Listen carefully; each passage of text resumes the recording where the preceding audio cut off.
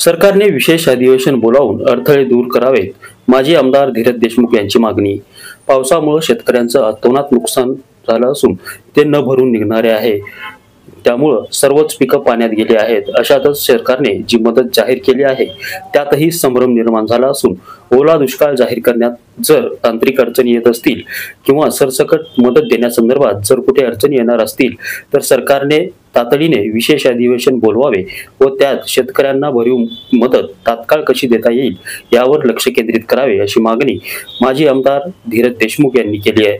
शेतकऱ्यांच्या बांधावर जाऊन पाहणी करत शेतकऱ्यांशी संवाद साधून त्यांनी शेतकऱ्यांच्या अडचणी जाणून घेतल्या आणि शेतकऱ्यांना सरसकट वाढीव मदत करावी अशी मागणी देखील माजी आमदार धीरज देशमुख यांनी यावेळी केली आहे. सरकारचे अधिकारी देखील या पंचनाम्यामध्ये आहेत. आम्ही त्यांना तेच सांगितलं की ज्या परिस्थितीमध्ये आपण सगळेजण आहात आणि जे डोळ्याला दिसतंय किंवा जे आपण ते पण चित्रामध्ये होतंय ते त्यांचा अजून असा विषय आहे की आमच्याकडं आत्तापर्यंत लेखी असे आदेश आले नाही.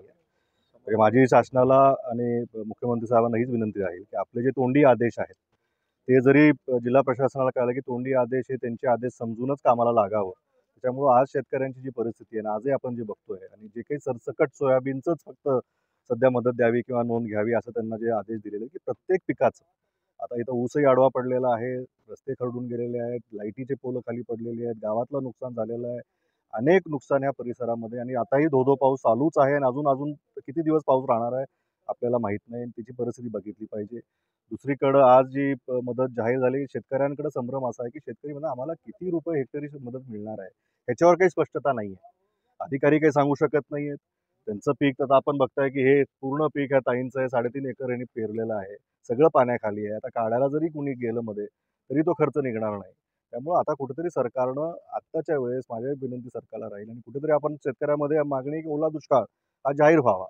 पण काही माध्यमांवर आम्हाला असंही कळतं की ओला दुष्काळ हा शासकीय प्रणाली किंवा शब्द नसल्यामुळं त्याच्यावर कसा निर्णय घेणार हे देखील सरकारसमोर संभ्रम आहे. आमची जनतेच्या वतीनं हीच मागणी राहील की एक दिवसीय विशेष अधिवेशन सरकारने तातडीचं बोलवावं. त्याच्यामध्ये ह्या ज्या काही निकष आहेत किंवा ज्याच्यामुळं अडथळे येत आहेत की ज्याच्यामुळे आपल्याला शेतकऱ्याला मदत करता येत नाही असा जो काही भाव जनतेच्या मनात आहे की त्याच्यासाठी विशेष अधिवेशन घेऊन या सगळ्या बाबी सरकारनं तिथं मांडाव्यात. त्यांच्याकडे बहुमत आहे, त्यांचं केंद्राचं सरकार त्यांचं आहे, राज्याचं सरकार त्यांचं आहे. आताच ही वेळ आहे.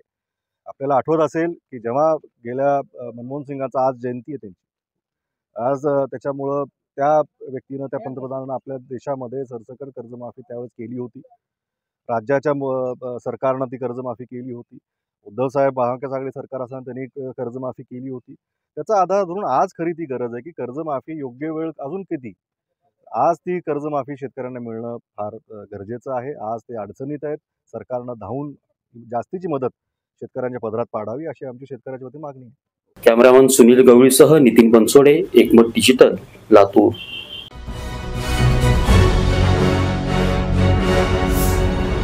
Thanks for watching Ekmat Digital.